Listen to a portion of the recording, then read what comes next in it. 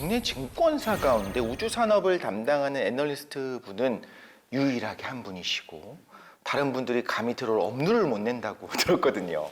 그래서 참 궁금했어요. 어떻게 해서 이런 섹터를 선택하셨는가? 도대체 어떤 어린 시절을 보내셨을까? 별을 사랑하셨을까? 네. 사실 뭐 아무도 엄두도 못 내는 게 아니라 우주산업이라는 게 아직까지는 섹터로 분류되기에는 국내에서 그 영향력이 되게 적어요. 그러니까 관련된 기업이라든지 이런 부분들이 상장되어 있는 영역도 적고 네. 정부의 역할이 더 크다 보니까 민간에서 과거에는 상대적으로 관심을 좀 덜 받았거든요.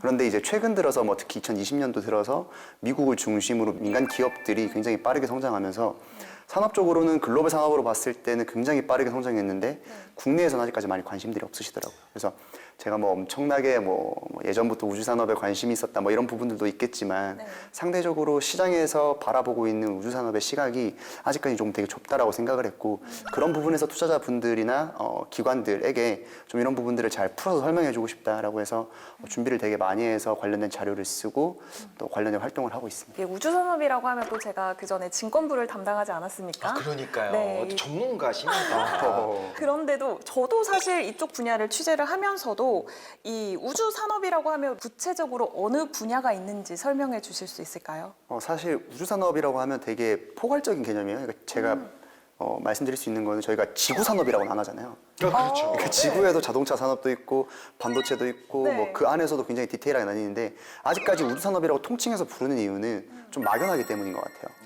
우주 산업 안에 뭐 로켓도 있고 위성도 있고 또 뭐도 있지라고 하실 수 있는데 실상을 보면 로켓 안에서도 뭐 단별로 로켓이 달라질 수도 있고 그 안에서도 뭐 재사용 로켓이라든지 아니면 소형 로켓 뭐 이렇게 굉장히 좀 이제 좀 다양하고 뭐 위성 같은 경우에도 뭐 통신위성, 관측위성 이렇게 다양한 것처럼 실제로 뭐 재밌는 거는 우주 보험도 있거든요. 그러니까 그 정도로 이제 뭐 그렇게 규모는 크지 않지만 영역은 다양하기 때문에 만약 공부하면 하실수록 생각보다 다양한 영역에 산업이 분포되어 있구나라고 생각하실 수 있을 것 같습니다. 본격적인 이야기에 앞서서 우리가 발사체는 많이 압니다. 그렇죠?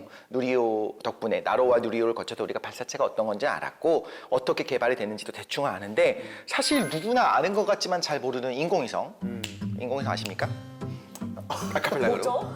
모르시는군요. 모르시는군요. 아, 네. 아카펠라 그룹 인공위성이 있었습니다. 제가 또 이렇게 라떼는 시절을 이야기를 하게 되는데 인공위성이 뭐고 어떻게 생겨나게 됐고 지금 이 현대 산업에서 정말 중요하긴 한가 이런 부분에 대해서 한번 짚어주셨으면 좋겠어요.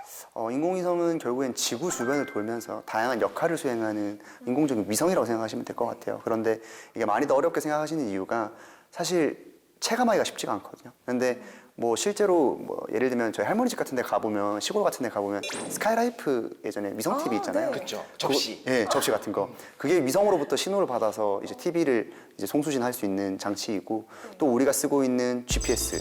그러니까 뭐 카카오 택시라든지 이렇게 할 때 GPS를 쓰는 것도 여기는 항법 위성의 역할을 하는 거고 또 되게 최근 들어서 이제 큰 사건 중 하나가 우크라이나 전쟁이 있었잖아요. 우크라이나 전쟁에서도 이제 위성 관련된 부분 영역들이 굉장히 큰 역할을 많이 했었습니다. 관측 위성이라든지 통신 위성들 역할을 많이 했고 또 최근 들어서 위성의 숫자가 너무 많아지고 있어요. 네. 문제는 더 빠르게 많아지고 있어요. 그 속도가 가속도가 있네요. 기하급수적으로 늘어나고 있기 때문에 실제로 관련돼서 인공위성 시장이 굉장히 빠르게 성장할 것이다 이렇게 전망을 하고 있습니다. 우주항공 분야의 국내 유일 애널리스트 분께서 인공위성이 많아지는 것에 대해서 큰 우려를 표하고 계십니다. 뭔가 이율배반적인 느낌이 들긴 하는데 그래도 이제 진심이 나온 거겠죠? 뭐 우려라기보다는 천문학 쪽에서 우려가 되게 많으시고요. 천문학 쪽에서는 아무래도 별을 관측함에 있어서 문제가 많고 또 뭐 우려가 되는 점은 뭐 우주 쓰레기나 이런 부분들은 우려가 될 수 있는데 사실 시장 자체가 커진다라는 거는 부정할 수 없을 것 같아요.